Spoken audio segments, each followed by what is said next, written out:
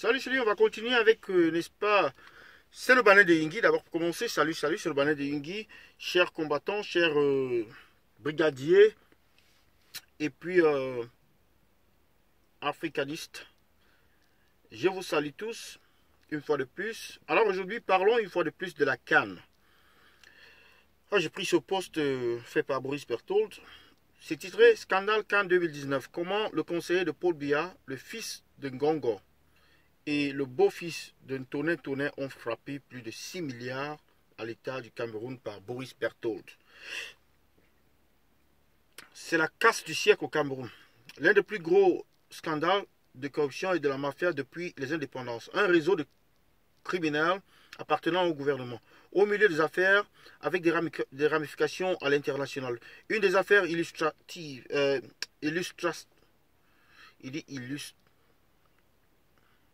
voilà, illustratrice de cette mafia d'État est la construction du stade Mbappé à Douala.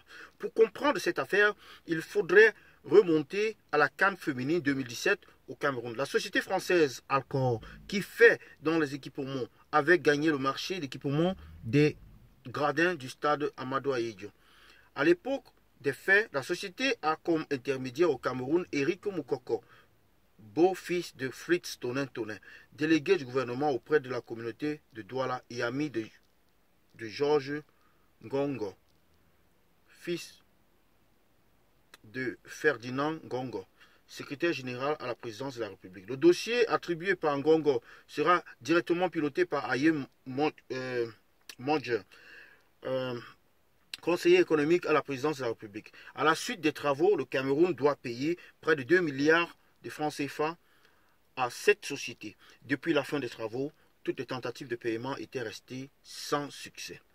Ayem Modjer promettant de régler la facture dans les plus brefs délais. Cependant, entre-temps, le marché de la CAN 2019 de réfection et équipement du stade Mbappé à Douala est attribué en 2017 à nouveau à Alcor. Les travaux débuteront en septembre de la même année, mais Alcor, Paris n'est pas informé. Donc la société mère qui est à Paris n'est pas informée. Si le nom sonne pareil, afin de contrôler le marché et les milliards qui vont avec, déjouer les soupçons des autorités, Constant Moukoko, Georges Ngongo et Ayem Modjer décident d'ajouter un S à la société Alcor, pour que ça lise Alcor avec S à la fin, ce qui, au lieu de Alcor, devient Alcor avec S à la fin, et nos trois mousquetaires prennent donc le contrôle de la société. Coup de tonnerre à Paris, les responsables de Alcor, qui n'avaient pas vu la frappe venir, n'en reviennent pas. Non seulement ils réclament encore près de 2 milliards aux autorités camerounaises pour la CAN féminine 2016, mais en plus de cela, c'est le nom de leur société qui a pigeon sur rue dans... Non, qui a pignon sur rue, pardon. Reprenons un peu. Mais en plus de cela, c'est le nom de leur société qui a pignon sur rue dans le monde, qui est utilisé pour détourner des milliards de francs CFA à l'État du Cameroun dans un nouveau marché sans leur agrément. Continuons d'abord sur le montage de l'escroquerie avant de dévoiler le montant.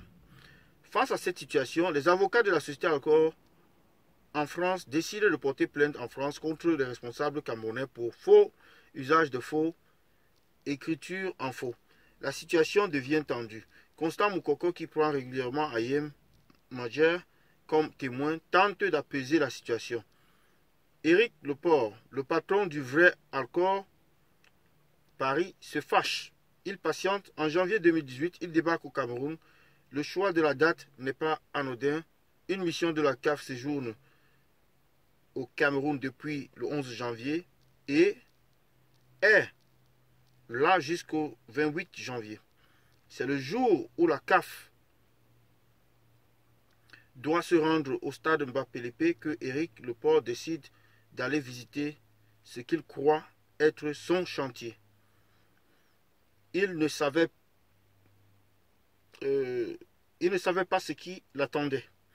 À l'entrée, il est d'abord bloqué, obligé de faire savoir que c'est le nom de son entreprise qui se retrouve sur les panneaux.